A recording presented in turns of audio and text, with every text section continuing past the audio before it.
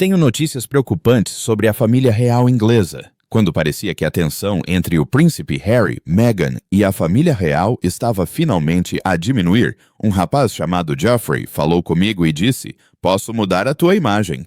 Uma nova tempestade abateu-se sobre a família real. Há relatos de que o rei Carlos aprovou uma regra que exclui os filhos de Meghan da linha de sucessão ao trono. Isto não é surpresa para ninguém. É realmente triste que tenha chegado a este ponto.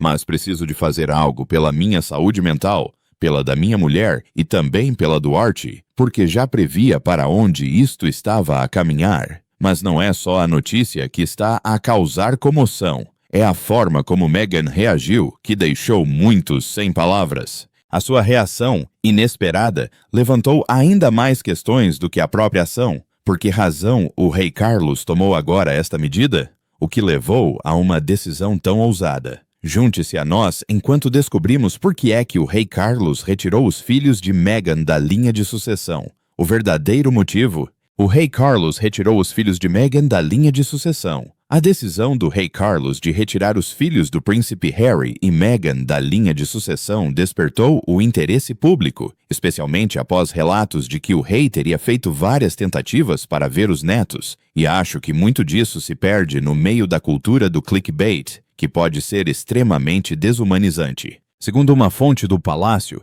estas tentativas foram rejeitadas por Meghan, que ainda acredita que a família real não os tratou com justiça. Tanto Harry como Meghan terão ficado chateados com a decisão. O anúncio foi uma surpresa, não só para eles, mas também para muitos que acreditavam que o desentendimento entre o casal e a família real começava a diminuir. Mas, no meio desta atmosfera tensa, persiste uma questão. Será que o rei Carlos pode mesmo excluir os filhos de Meghan da linha de sucessão? A ideia parece estranha, e muitos duvidam que algum monarca tenha tal poder. Continue a ler, pois estamos prestes a revelar o que muitos não sabiam sobre a sucessão na família real britânica. Para compreender se um rei pode simplesmente retirar alguém da linha de sucessão, é útil analisar como se formou a linhagem real. A monarquia inglesa primitiva não se baseava em regras escritas. Surgiu da tradição, dos laços familiares e de qualquer arranjo que mantivesse o reino estável na época.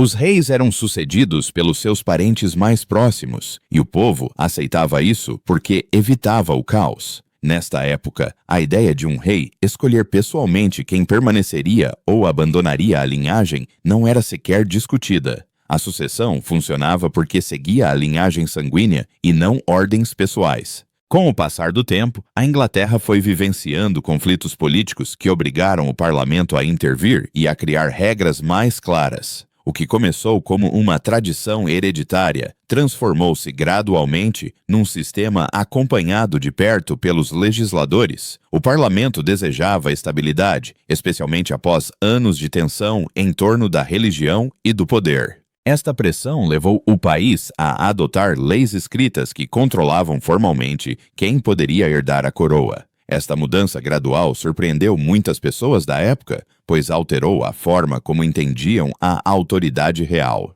O que antes parecia uma ordem familiar natural estava a tornar-se uma questão legal. Um dos maiores pontos de viragem ocorreu em 1689, com a Declaração dos Direitos. Foi criada para resolver grandes disputas, mas também estabeleceu as primeiras regras jurídicas firmes sobre a sucessão. A declaração definia quem assumiria o trono e limitava os direitos de qualquer pessoa que fosse católica. Isso era novidade. Pela primeira vez, o parlamento estava a definir abertamente a linha de sucessão através de lei. Ao fazê-lo, os legisladores deixaram claro que a coroa já não podia controlar o seu próprio futuro. A sucessão deixou de ser apenas uma questão de sangue, passou a ter a palavra final no parlamento. Este novo controlo fortaleceu-se ainda mais alguns anos depois. Em 1701, o ato de estabelecimento entrou em vigor e endureceu ainda mais as regras de sucessão. Estabelecia que apenas os herdeiros protestantes poderiam herdar o trono. Impôs também limites à autoridade do monarca, o que colocou a monarquia ainda mais sob a supervisão do parlamento. Após a aprovação desta lei, a ideia de um rei afastar alguém da linha de sucessão tornou-se praticamente impossível. O poder simplesmente já não pertencia ao monarca. O parlamento tinha criado um sistema que fazia da sucessão uma questão de direito nacional e não de escolha real. Estas regras permaneceram em vigor durante séculos, intocadas, mas rigorosamente seguidas. No entanto, na década de 2000, a opinião pública começou a mudar e o parlamento decidiu que as antigas regras já não refletiam a sociedade moderna. Isso trouxe um desenvolvimento inesperado. Isto levou à Lei de Sucessão à Coroa de 2013, que trouxe várias mudanças importantes. Uma das maiores foi o fim da primogenitura com preferência masculina. De acordo com a regra anterior, um filho mais novo podia passar à frente de uma filha mais velha. A nova lei removeu isso. A ordem de nascimento importa agora mais do que o gênero. A lei de 2013 alterou também a regra que antes impedia qualquer pessoa casada com um católico de herdar o trono.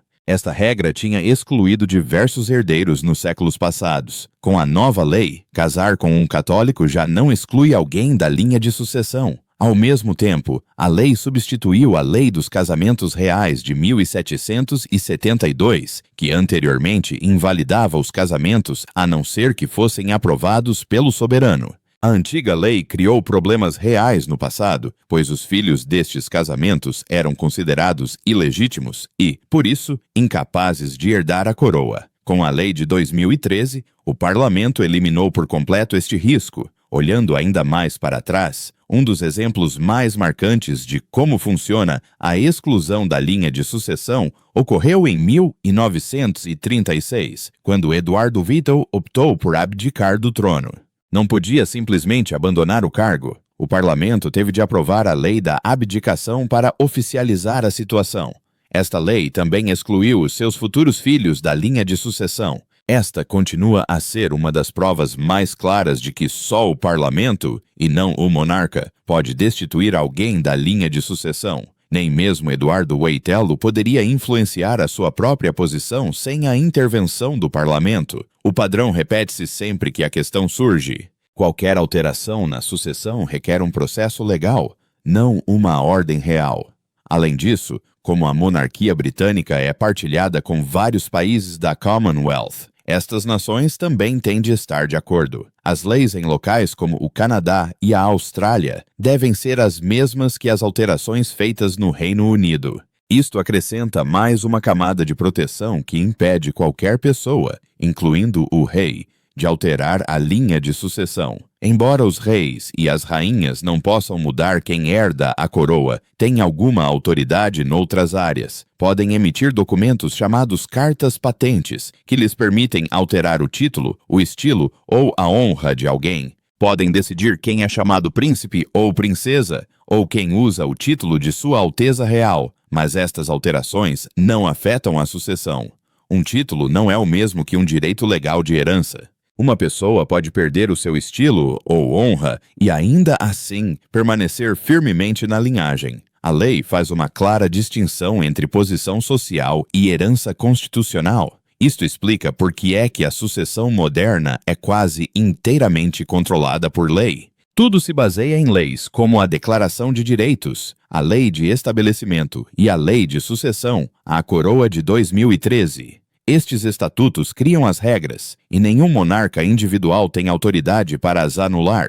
O rei não pode decidir por si próprio destituir ninguém, independentemente da situação ou da pressão pública. A lei estabeleceu este sistema para evitar abusos e manter a estabilidade, especialmente em tempos de tensão política ou disputas familiares. A história comprova-o repetidamente. Nenhum monarca nos tempos modernos retirou alguma vez alguém da linha de sucessão.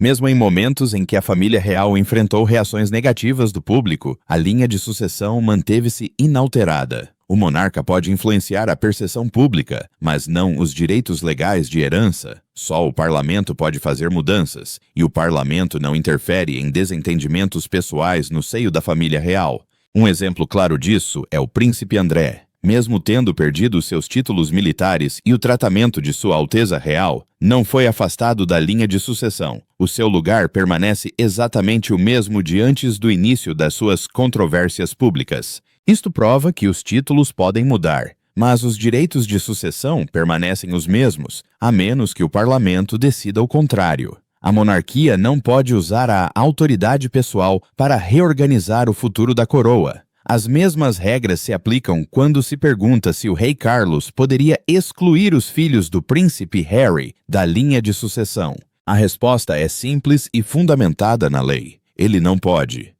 Por mais tensas que estejam as relações, e por mais que os meios de comunicação social especulem, o rei não tem autoridade legal para eliminar a posição de ninguém na linha de sucessão. Só o parlamento, com o acordo dos reinos da Commonwealth, poderia fazer algo deste gênero. E, historicamente, o parlamento só agiu em casos extremos, não em quesílias familiares privadas. Quando a história completa é contada, tudo aponta no mesmo sentido. A monarquia pode parecer uma instituição poderosa, mas o seu futuro é controlado pela lei, não pela vontade pessoal. A linha de sucessão é protegida durante séculos de decisões que visam evitar a instabilidade ou as mudanças repentinas motivadas por conflitos privados. Um rei pode mudar a forma como alguém é tratado. Pode limitar as suas funções públicas. Ele pode cassar os seus títulos. Mas o que ele não pode fazer é cassar-lhe o direito legal de herdar a coroa. A sucessão segue exatamente os limites estabelecidos pelo parlamento, e a monarquia aprendeu a operar dentro desses limites. Mas, embora os filhos de Meghan não possam ser excluídos da linha de sucessão, os seus problemas com a família real ainda os afetam de outras formas.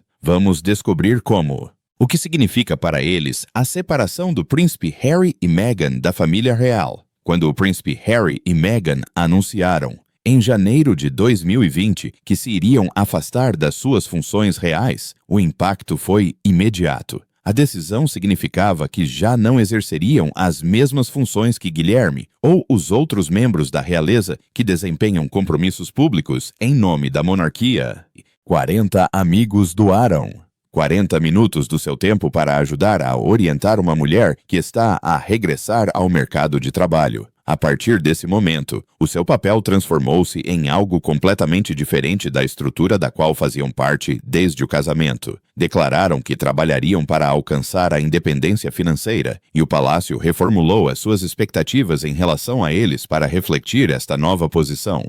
Todos os aspectos da sua identidade real foram ajustados para se adequarem à realidade de que já não eram representantes diretos da coroa. Assim que ficou claro, no início de 2021, que não regressariam aos seus antigos papéis, o Palácio de Buckingham confirmou que seriam devolvidos vários patrocínios e cargos honorários a eles ligados. Estas responsabilidades foram depois partilhadas com os membros da realeza em funções, que poderiam desempenhá-las oficialmente. Alguns destes cargos tinham fortes laços com instituições de solidariedade, entidades culturais e grupos militares que dependiam da visibilidade proporcionada por um membro da realeza em atividade. Ao renunciarem a eles, o casal afastou-se da rede institucional que antes os ligava a importantes organizações públicas. Parte desta transição passou pela proibição do uso do título Sua Alteza Real em contextos oficiais. Mantiveram os seus títulos, mas o palácio deixou claro que o estilo não poderia ser utilizado em qualquer contexto profissional. Isto impôs um limite à forma como se apresentavam publicamente, especialmente em eventos onde o protocolo era importante. A mudança não removeu as suas identidades como duque e duquesa, mas redefiniu a forma como estes títulos funcionavam quando já não eram representantes ativos do soberano. Financeiramente, o afastamento mudou tudo. Deixaram de receber apoio da subvenção soberana ou financiamento do Ducado da Cornualha para funções públicas. Historicamente, o trabalho real de Harry era financiado por estes canais. Assim que estes recursos se esgotaram, ficaram responsáveis pela geração dos seus próprios rendimentos, o que levou aos projetos comerciais que se seguiram, contratos de streaming, palestras, empreendimentos editoriais e parcerias comerciais. Mas não é só isso. A segurança tornou-se um dos maiores pontos de viragem na saída do príncipe Harry e Meghan da vida na realeza.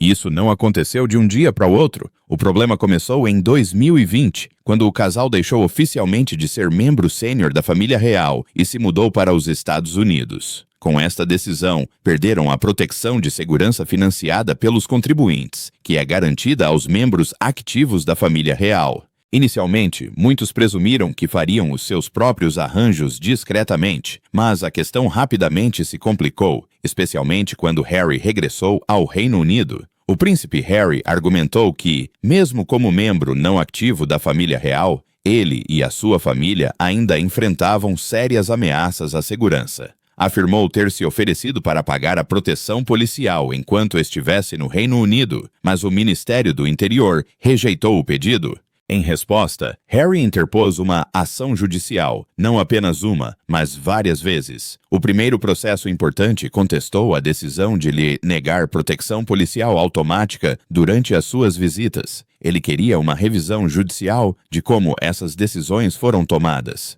O Tribunal Superior decidiu contra ele, afirmando que a decisão não era ilegal nem irracional. O tribunal reconheceu as preocupações de Harry, mas manteve que o governo tinha o direito de definir as suas políticas de segurança. Outro caso envolvia a questão de saber se Harry poderia pagar do seu bolso a proteção policial especializada do Reino Unido. Mais uma vez, o pedido foi negado. As autoridades argumentaram que os policiais não são profissionais contratados, mesmo que alguém esteja disposto a pagar.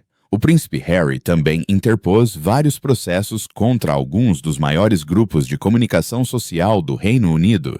As suas alegações envolviam acusações graves, escutas telefônicas, recolha ilegal de dados e anos de violações de privacidade. Acusou os tabloides de usarem métodos ilegais para vasculhar a sua vida privada, desde a altura em que era adolescente. Estes casos não eram insignificantes. Os processos estenderam-se por meses e até anos, custaram milhões em honorários de advogados e obrigaram Harry a comparecer em tribunal, algo muito raro para um membro da realeza. Um dos casos mais importantes foi contra os editores do Daily Mirror, no qual Harry se tornou o primeiro membro sênior da família real em mais de um século a depor em tribunal aberto. Só isso já fez história. Algumas das suas alegações foram bem-sucedidas. Em certas decisões, os tribunais concordaram que a privacidade de Harry tinha sido violada. Foram atribuídas indemnizações e os órgãos de comunicação social foram responsabilizados. Mas as batalhas judiciais também expuseram o casal a um novo escrutínio e críticas por parte dos mídia, uma vez que cada comparência em tribunal e cada documento apresentado se tornava uma nova notícia.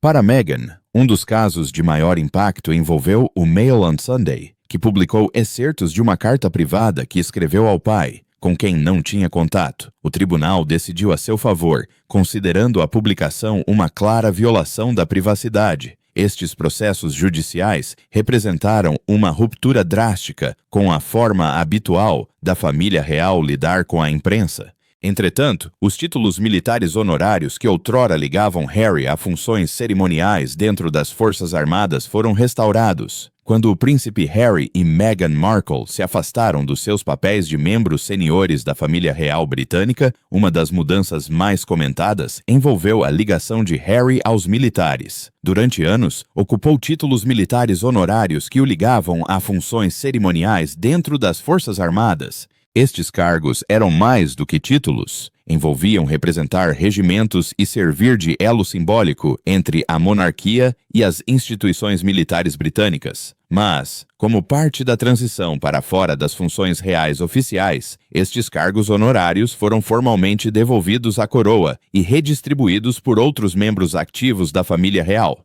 No entanto, isso não apagou o serviço militar de Harry. A década que passou fardado e as suas missões em serviço ativo permaneceram parte da sua história pessoal. Tudo isto aconteceu porque Harry e Meghan se afastaram da vida na realeza, mas a grande questão permanece. O que terá realmente causado a quesilha entre Harry e a família real? Continue a ver. A história que vamos contar vai surpreendê-lo. O verdadeiro motivo pelo qual o príncipe Harry deixou a família real. Muito antes do início dos preparativos para o casamento, já havia reservas dentro da família real sobre a relação de Harry com Meghan.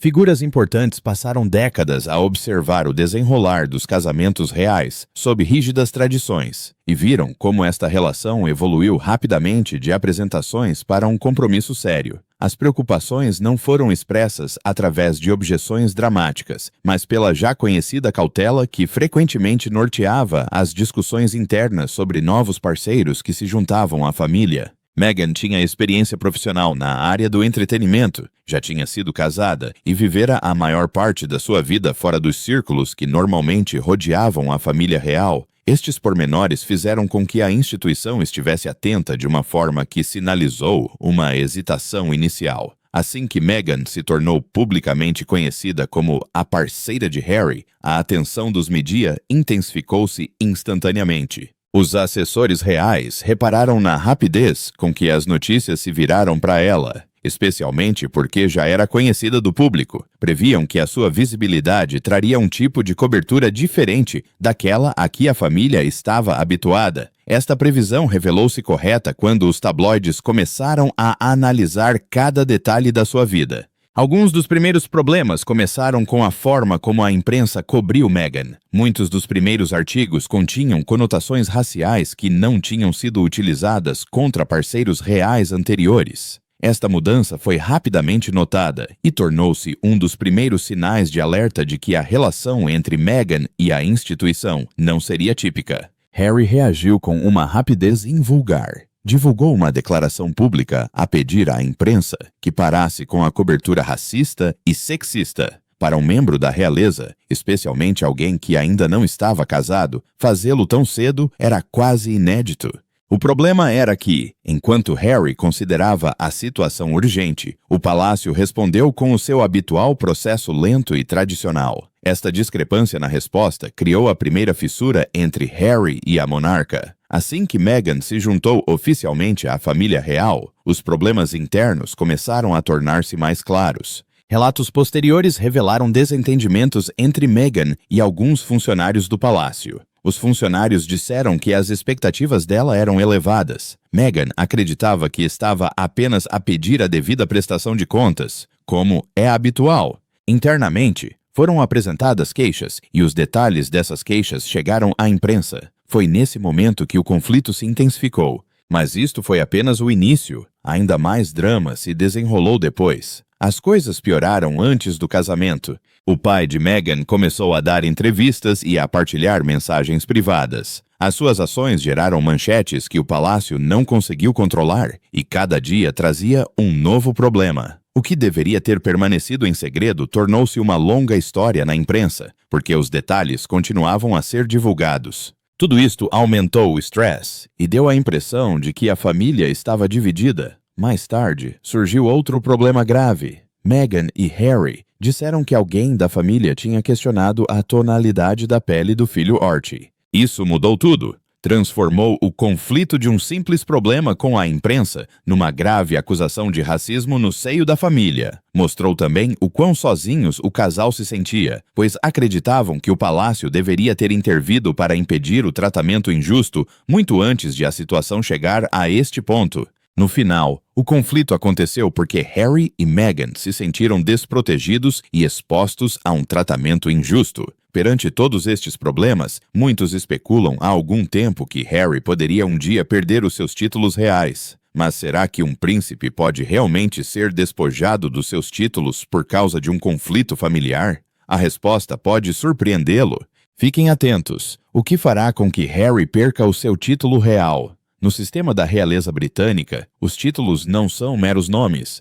Refletem status, dever e herança. Um príncipe é geralmente um descendente direto do monarca, normalmente um filho ou neto. O título demonstra tanto a linhagem sanguínea como a posição hierárquica na família real. Um duque, por outro lado, é um título nobiliárquico que pode ser concedido a membros da realeza ou não.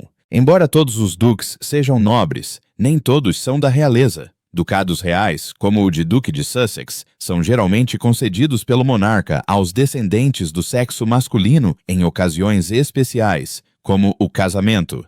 Sir significa Sua Alteza Real. É um estilo que confere ainda mais estatuto e privilégios, indicando muitas vezes que a pessoa é um membro ativo da família real. Este estilo é usado antes de um título, como por exemplo Sua Alteza Real, o Príncipe William. Nem todos os membros da realeza recebem ou mantêm o tratamento de Sua Alteza Real, dependendo da sua função e relação com o monarca. Contudo, estes títulos e estilos não são transmitidos automaticamente nem permanentes. São concedidos pelo monarca reinante e podem ser alterados ou revogados sob determinadas condições. Um membro da realeza pode deter um título por nascimento, mas só o monarca pode conceder ou revogar o título de Alteza Real ou de qualquer ducado.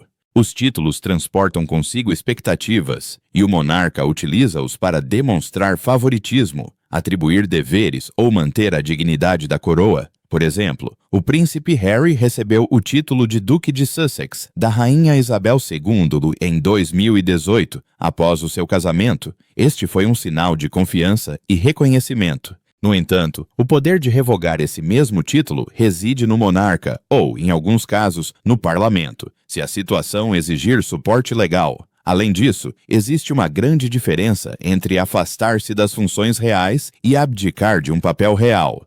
O príncipe Harry e Meghan Markle, por exemplo, afastaram-se das suas funções oficiais no início de 2020. Não renunciaram aos seus títulos nem abandonaram a família real por laços de sangue. Simplesmente optaram por não representar a coroa publicamente. Esta foi uma decisão voluntária, tomada de comum acordo com a rainha Isabel II. Por outro lado, a abdicação é um ato formal e irreversível, como o que fez o rei Eduardo VIII em 1936. Renunciou totalmente ao trono e deixou de ser rei. A abdicação é rara e acarreta consequências muito mais graves, incluindo alterações na linha de sucessão. Afastar-se do trono pode implicar menor visibilidade ou responsabilidades, mas a abdicação afasta completamente a pessoa do cargo. O caso do rei Eduardo VII demonstra a gravidade que a abdicação pode acarretar. Era o filho mais velho do rei Jorge V e subiu ao trono em janeiro de 1936. Mas, em dezembro desse mesmo ano, abdicou da coroa para se casar com Wallis Simpson, uma divorciada americana. O governo britânico e a igreja opuseram-se ao casamento, e Eduardo escolheu o amor em vez do dever. Após a sua abdicação, recebeu o título de Duque de Windsor do seu irmão, o rei Jorge VI. No entanto, Eduardo perdeu o título de Sua Majestade e tornou-se Duque Real, deixando de ser soberano. Mas a história não se fica por aqui. Há mais para contar. Wallis, embora casada com um antigo rei, nunca recebeu o título de Sua Alteza Real. Esta foi uma decisão deliberada da família real para estabelecer limites ao seu estatuto. Outro exemplo envolve a princesa Diana. Após o divórcio do príncipe Carlos, em 1996, perdeu o título de Sua Alteza Real. Passou a ser Diana, princesa de Gales, mas deixou de ser Sua Alteza Real. A decisão partiu da rainha Isabel e foi sustentada pelos termos do divórcio. Embora Diana continuasse a ser a mãe do futuro rei Príncipe William e se mantivesse popular entre o público, deixou de ser oficialmente considerada um membro ativo da família real. Perder o título de Sua Alteza Real significava que tinha de se curvar perante aqueles que ainda o detinham, incluindo o seu ex-marido e até mesmo em ambientes informais frequentados pelo seu filho. Mas, quando se trata de quem detém a autoridade para conceder ou revogar títulos régios, o monarca é a figura central. Títulos como príncipe, duque e Sua Alteza Real fazem parte da prerrogativa da coroa. O monarca pode conceder estes títulos a seu critério. No entanto, se o título fizer parte da nobreza, como um ducado, a sua remoção pode exigir medidas legais formais.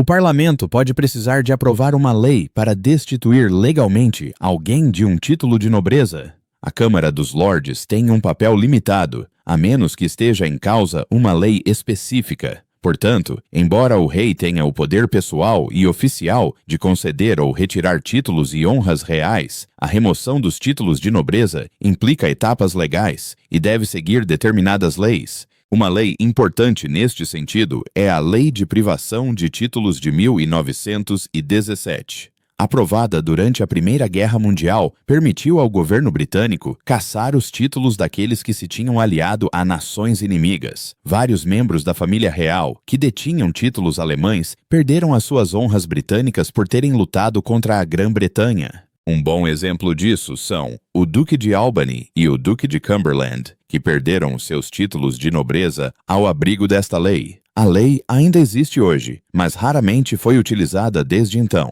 As leis de cassação de títulos destinavam-se a casos extremos, como a traição ou o auxílio a inimigos em tempo de guerra. Até a data, nenhum membro da realeza moderna perdeu os seus títulos simplesmente por se afastar ou por enfrentar um escândalo, mas a lei ainda o permite se a lealdade nacional estiver em causa. Eis a reviravolta. Na monarquia atual, nenhum príncipe perdeu o seu título simplesmente por deixar os deveres públicos. O príncipe Harry ainda detém o título de Duque de Sussex e, tecnicamente, ainda é um príncipe. Já não usa o título de Sua Alteza Real em contextos oficiais, mas o título não lhe foi retirado. Optou por não o usar com a concordância da rainha. Mesmo o príncipe André, após graves problemas legais e pressão pública, perdeu funções militares e patronatos, mas manteve o seu título de Duque de York. Isto demonstra que recuar não significa automaticamente perder títulos, a menos que sejam tomadas medidas mais drásticas.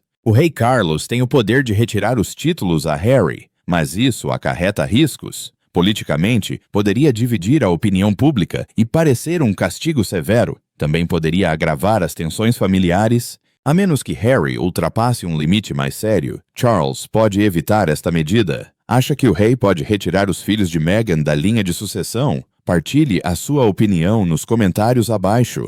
Não se esqueça de gostar e subscrever o nosso canal. Além disso, clique no próximo vídeo no seu ecrã. Não vai querer perder?